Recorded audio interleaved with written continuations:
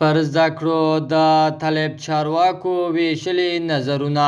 مولا محمد یعقوب مجاهد وایي له لوستو کسانو پرته هیواد نه جوړیږي.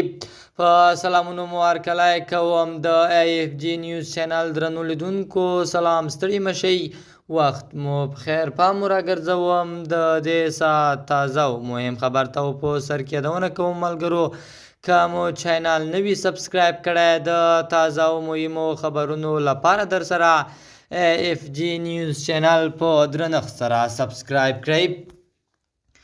د طالبانو په حکومت کې د دفاع وزیر مولوي محمد یعقوب مجاهد نن دوشنبه د کابل پوهنتون د محصلینو یوې فراغت غونډې ته په بېلابېلو برخو کې پر زده کړو ټینګار وکړ.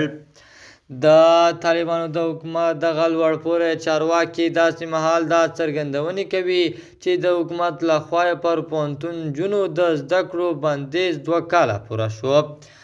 ان په نننۍ فراغت غونډه کې هیڅ ښځینه استادې او محصلې ته اجازه نه ورکړل شوې. ښاغلي مجاهد تور ولګاو چې نړیوالو د افغانانو ترمنځ په علمي برخه کې د ذهنونو بدلون لپاره کار کړی. نوموړي دیني او عصري علوم دواړه اړین وبلل. که ملا نه وي، عالم نه وي، طالب نه وي، دا ټولنه نشي جوړولی. او که ډاکټر نه وي، انجینر نه وي او پیلوټ نه وي، دا هیواد نشي جوړولی. هر یو باید دا حقیقت تسلیم کړي. تیر کال د کابل له پوهنتون څخه څه باندې 4000 محصلین فارغ شوي وو.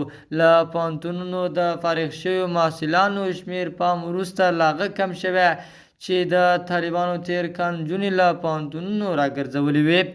د AFG نیوز چینل درنو لیدونکو، دا و زمونږ د دې ساعت چمتو شوی خبر. د نورو تازه او مهمو خبرونو لپاره در سره AFG نیوز چینل په درنښت سره سبسکرایب کړئ. تر بیا ښې